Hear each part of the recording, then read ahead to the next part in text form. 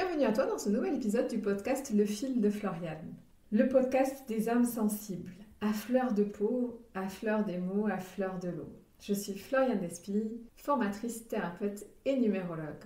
À l'image du fil d'Ariane, mon désir est de t'accompagner à te sentir aligné à ton fil rouge intérieur, te conduire et te guider vers ce fil intérieur qui t'amène au cœur de toi-même. Le fil de Floriane.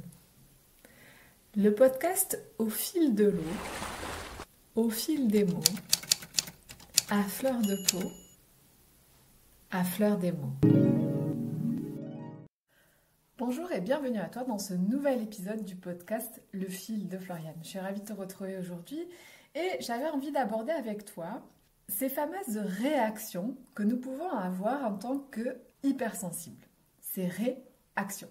Et oui, j'ai envie de décortiquer un peu ces mots. Tu sais que j'aime beaucoup la langue des oiseaux. Et puis après avoir décortiqué un peu le mot réaction, parce qu'il y a une réaction quand je réagis, parce que je ressens une information. Je vais aborder avec toi les 5 réactions des hypersensibles qui peuvent parfois surprendre les proches ou l'entourage.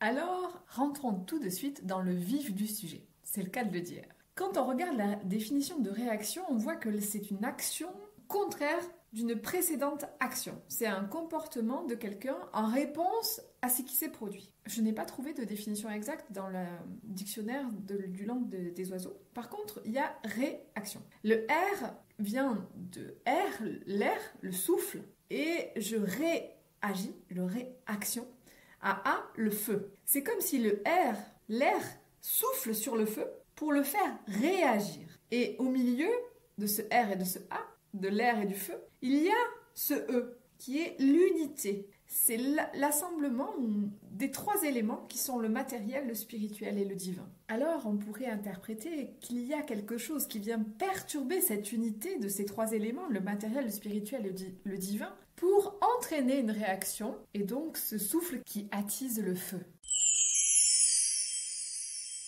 Alors, quelles sont les réactions chez nous, les hypersensibles, qui peuvent surprendre les autres, mais qui sont assez fréquentes? J'ai choisi de t'en citer 5 pour vraiment voir un petit peu à quel moment ce feu est attisé en nous et nous permet, nous dit c'est stop, c'est plus possible, il faut réagir. Mais cette réaction n'est pas toujours consciente et l'idée c'est de se connaître et de s'observer, de mettre de la conscience dessus. On le verra à la fin de l'épisode. Alors, quelles sont ces 5 réactions?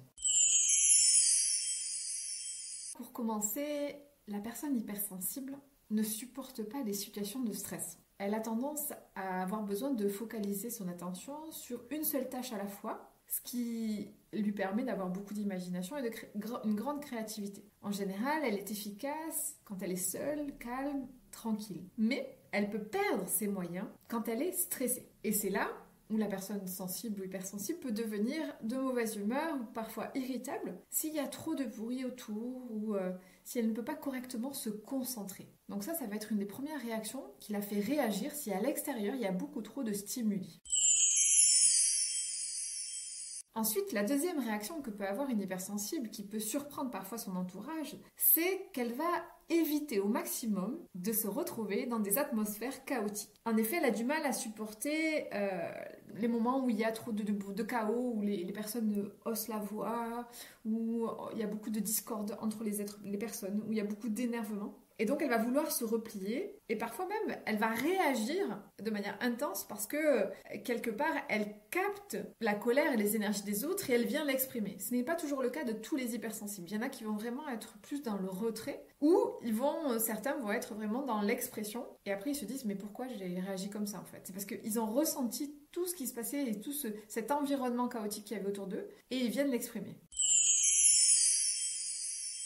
La troisième réaction qui peut surprendre aussi les proches et l'entourage pour les hypersensibles, c'est qu'elle peut avoir tendance à tout prendre personnellement. Et oui, quand on est sensible, on a cette habitude de tout expérimenter de façon personnelle parce qu'on a une profonde empathie envers les autres. Et donc, parfois, on peut réagir de manière très intense face à une inégalité, à une injustice face à un manque de respect qui n'a pas de raison apparente, souvent un manque de respect vis-à-vis d'une personne. Les personnes sensibles, en fait, on accorde une grande attention aux détails. On maîtrise parfaitement l'art d'analyser le langage du non-verbal, qui souvent en dit long. Alors c'est vrai que quand on est pris dans l'émotionnel, on va peut-être moins voir ces petits détails, mais dès qu'on est vraiment dans cette neutralité, on arrive à voir tous ces détails qui parlent beaucoup et qui nous parlent beaucoup et qui parfois nous impactent beaucoup aussi. Les hypersensibles ont ce sixième sens qui leur font sentir si la personne est digne de confiance ou si elle ment. C'est pas forcément évident parfois pour les personnes en face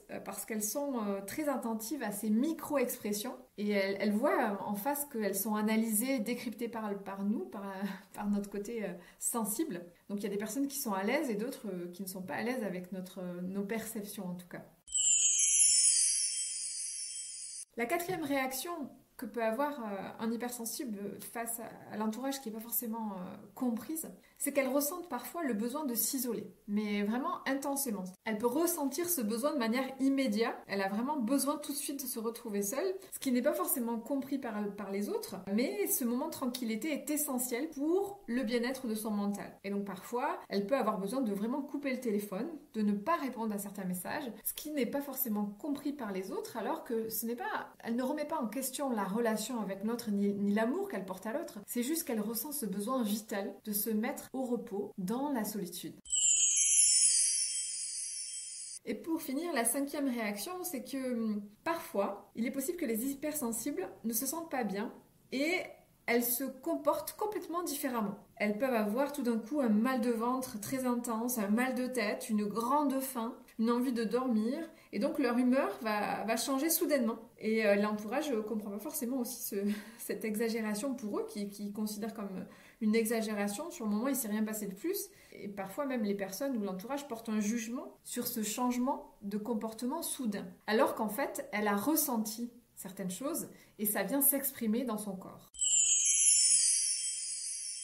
Alors, être conscient de ces réactions d'hypersensibles pour réapprendre à ressentir. Et oui, la réaction, je réagis parce que je ressens une information. Une formation qui se fait à l'intérieur de moi. Je ressens quelque chose à l'intérieur de moi et ça vient me faire réagir. Alors, si avant de réagir, j'apprenais à écouter et comprendre cette information qui est précieuse pour moi. Cette formation de quelque chose qui est parfois confortable ou inconfortable, parce que parfois on peut avoir un excès de réaction de joie ou un excès de réaction de colère qui part de l'intérieur de moi. Et donc, il est intéressant que j'écoute cette information et que je mette des mots sur ce que je ressens. Qu'est-ce que cette information me fait ressentir? C'est tout le travail à faire pour un hypersensible. De revenir à la source de ces ressentis qui entraînent une réaction ou des réactions. Je prends conscience en tant que sensible que mes réactions sont le plus souvent automatiques ou entraînées par un stimuli extérieur. Alors, je m'observe et je reviens dans cet état d'être à l'intérieur de moi pour essayer de ressentir. Je t'ai déjà dit que les hypersensibles ont les sens très développés. Mais paradoxalement, il peut avoir certains sens qui sont parfois éteints parce que les ressentis étaient trop intenses étant jeunes. Alors, ils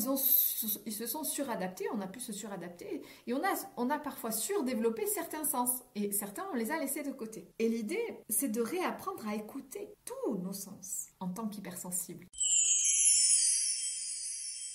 Tu as envie de mettre des mots sur ce que tu ressens? Tu as envie d'apprendre à écouter tes besoins et surtout les faire respecter? Je suis Floriane Despines, une hypersensible comme toi, et je t'accompagne à réécouter et surtout réapprivoiser ta sensibilité pour te montrer que c'est ton plus beau cadeau, ton trésor sur lequel tu es assis et qui ne demande qu'à être révélé. Révèle ce trésor qui est en toi. Cesse de rêver ta vie. Crée la vie de tes rêves. Tu as envie que je t'accompagne? N'hésite pas à réserver un appel découverte avec moi pour échanger sur l'expression de ton hypersensibilité et comment pouvoir mieux vivre avec. Je te remercie pour l'intérêt que tu portes à mon podcast, Le Fil de Floriane. Et je te dis à très bientôt pour un nouvel épisode du podcast Le Fil de Floriane.